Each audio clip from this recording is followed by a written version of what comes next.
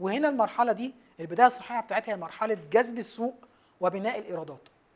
طالما انا عملت تيست والموضوع نجح، في ناس اشترت، حلو، الفكره تم التحقق منها. تعال بقى نزود شويه، نحط رجلنا شويه على دواسه البنزين. يلا يا باشا. ايه المشاعر اللي بتكون موجوده في المرحله دي؟ ثقه متزايده، بتبدا تحس ان انت بقى ايه، التنين المجنح. تبدا تقول لنفسك كده وللناس اللي حواليك، شفتوا؟ قلت لكم انا جامد. الفكره بتاعتي اللي انا كنت واقع في غرامها دي، بلاش الدخله دي. بلاش الدخله دي. فاكرين عبد الرحمن؟ ف لانه تاني كل مرحله فيها الابس اند داونز بتاعتها.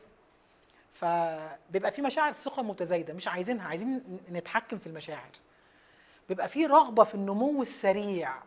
انا بقول لك دلوقتي انت بعت لك كام بيعه، مسكت شويه فلوس، فبقول لك حط رجلك شويه على دواسه البنزين. ما قلتلكش هات الغيار على السابع ودوس على اخر دواسه البنزين، ما قلتلكش كده، ما قلتش يا ظلمه. اوكي.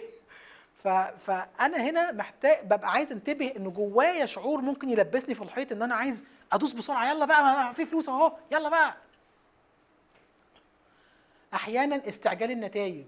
طب ما طالما طلعت قماشه اهي بقى، ما تخليني يلا ابيع اكتر، ما تخليني اجيب اول 3 4 مليون وانجز بقى. في خطوره رهيبه هنا هنفهمها دلوقتي، خطوره رهيبه جدا. خليني اقولها. الخطوره اللي هنا انه انت ككيان غير مستعد لهذا النمو. لو انت في اول طلعه بعت لك كام بيعه وخدت فيدباك من العملاء بتوعك، وبعدين رحت دايس على دواسه البنزين، انت لسه ما بنيتش العضلات بتاعه التسويق والمبيعات، لسه ما بنيتهاش اصلا، ودي لوحدها قصه. فلا عندك فريق بيع جامد، ولا عندك فريق تسويق جامد، ولا انت فاهم اصلا تسويق وبيع بشكل قوي. وبعدين تقوم رايح ضخ فلوس في التسويق فتخسر كتير منها وتعمل مبيعات كتيره، بس السمعه اللي انت بدات تعملها في اول بيعتين 3، خليني اقول خدت معاك 6 شهور من حيث الفكره، من اول ما كانت فكره لغايه لما نزلت على الارض واتحققت وباعت 6 شهور. بنيت سمعه كويسه في 6 شهور مع 3 4 عملاء، 10 عملاء في ساعه. في ساعه لما يشتري منك عدد اكبر البراند بتاعك اتضرب.